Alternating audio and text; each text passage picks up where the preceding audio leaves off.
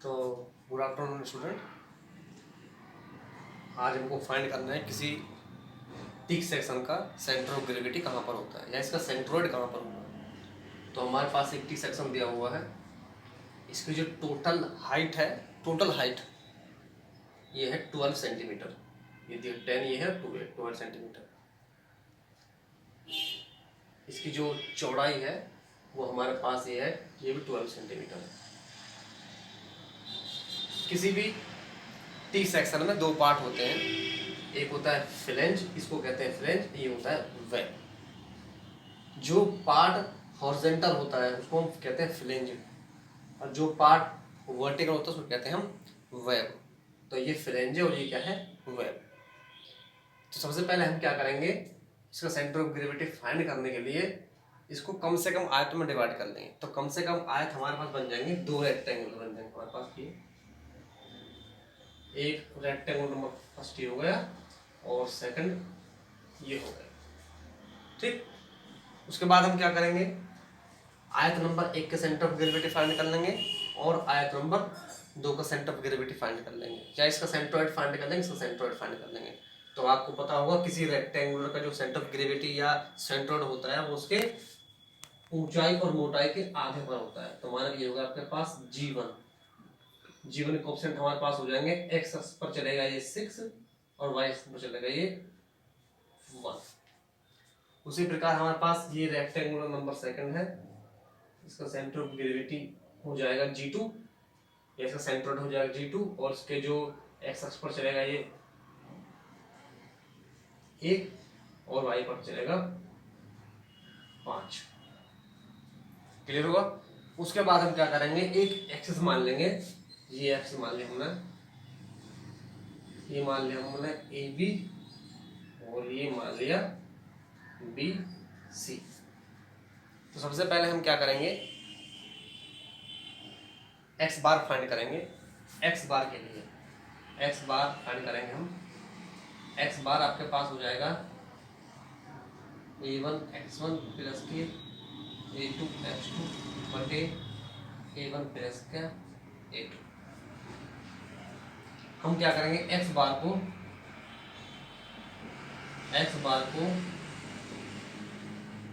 AB से दाईं ओर लेने पर जो हमारे पास जो x बार जो हम नापेंगे इधर, वो AB से दाईं तरफ मेरी तरफ लेंगे, यहाँ से इधर की तरफ लेंगे। चलो x बार फाइंड करते हैं। सबसे पहले हम x बार आपके पास A1 का बेटा मतलब हुआ आयत नंबर 1 का क्षेत्रफल और A2 का मतलब हुआ आयत नंबर 2 का क्षेत्रफल। x बार का मतलब हुआ AB से G1 के बीच की दूरी और x2 का मतलब हुआ इस AB से G2 के बीच की दूरी। कहने का मतलब क्या हुआ कि जो A1 है, A1 का मतलब है area of rectangular number first, A2 का मतलब हुआ area of rectangular number second, ठीक है। और x1 बराबर आपके पास है distance between G1 and AB और x2 का मतलब हुआ distance between G2 and AB। चलो शुरू करते हैं। तो एरिया ऑफ रेक्टेंगुलर फर्स्ट का होगा आपके पास 12 गुना 2 और इंटू x1 का वैल्यू हुआ इस AB से G1 के बीच की दूरी। तो हमारे पास ये कितना हो जाएगा, ये 6 सेंटीमीटर हो जाएगा, क्योंकि पूरा 12 6 हो जाएगा, 6 प्लस A2 का मतलब आयत नंबर 2 का एरिया, इसका एरिया हो जाएगा 10 इंटू 2 और इंटू इसके जो डिस्टेंस होगी x2 वो होगी, ये भी 6 सेंटीमीटर है, क्योंकि ये पूरी यहाँ से तक 5 है और एक ये बचा, तो ये होगी 6 हो जाएगा आपके पास 6 और बटे 12 गुना 2 प्लस 10 गुना 2। एक्स बार को फाइंड कर लेंगे। एक्स बार आपके पास इसमें 6 कॉमन कर देंगे तो अंदर हमारे पास बचा 12 गुना 2 प्लस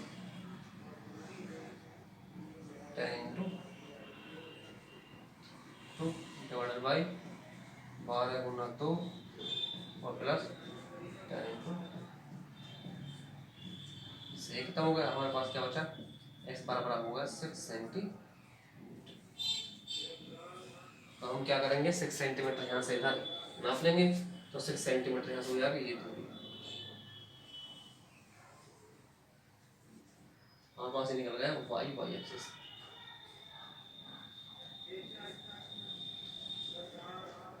ठीक, अब वाई बार नापेंगे। वाई बार को BC से ऊपर लेने पर, वाई बार को BC से ऊपर नापेंगे, तब देखते हैं क्या होगा।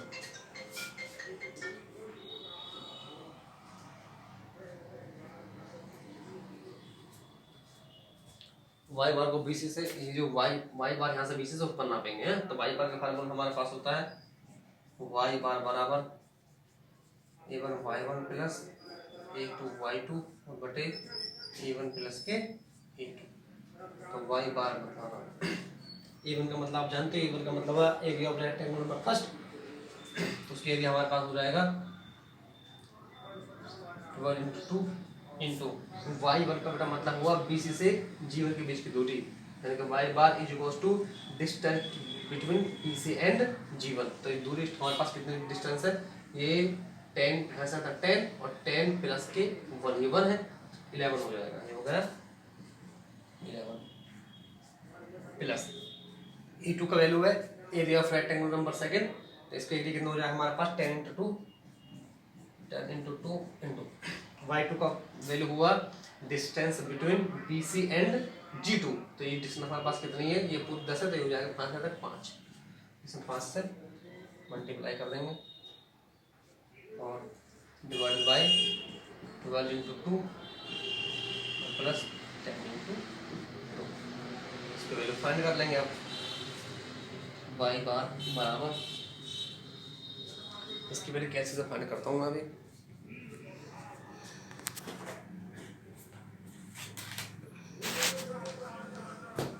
इसकी वैल्यू हम निकाल लेंगे कैल से दोबारा, 12 × 2 × 11 प्लस 20 × 5 डिवाइडेड बाय 4 प्लस आपके पास हो गया 8.273 सेंटीमीटर।